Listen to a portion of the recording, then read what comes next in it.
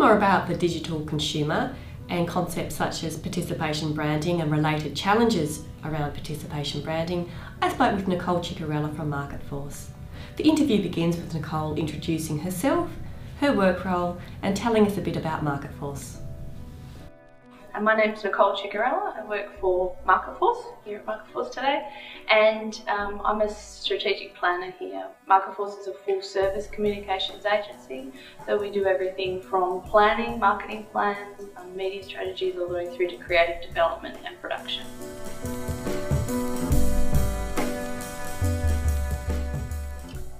First, I'd like to touch on the term participation branding.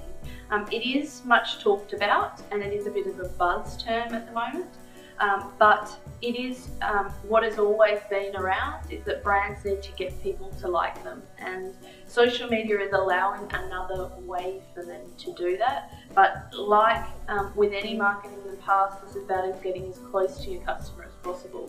So participation branding has many names and many forms, it's about not really getting caught up in the hype of it, but using those same principles in lots of ways.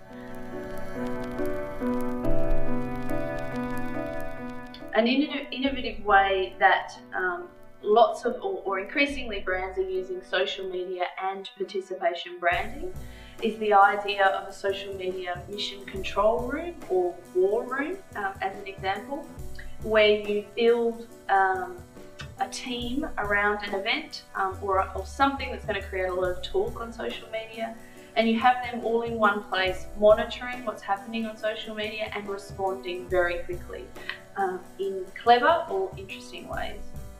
So a very famous example of this is Oreo's response to the blackout in the Super Bowl a couple of years ago, where they very quickly created a little ad and posted that on Twitter and Facebook and so on. And that idea is now permeating throughout the world, particularly in Australia. The NRL in the eastern states recently did a really successful application of a social media mission control room around the State of Origin series of rugby league games, where they've taken that same idea and applied it locally, and more that's going to happen around the country.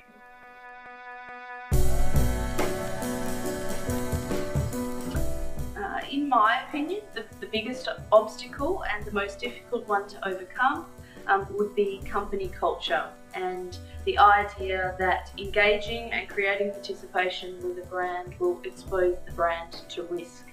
And often that opinion or that culture exists right throughout an organisation, all the way through to senior management. So really to kind of change, to be able to overcome those obstacles, it's about changing people's mindset and changing, reducing their fear to getting people engaging with their brand. Actually, no. I think it's probably easier for small organisations to achieve participation in lots of small ways. Participation doesn't need to be just about big festival events or huge marketing campaigns. Participation is about every day getting your customers to engage with your brand, and often small organisations can do that more quickly and be more nimble in their response. So I think, if anything, it's harder for large organisations to do it. Nicole's interview highlights the importance of digital consumers in the branding process and underscores the importance of co-creation in that strategy.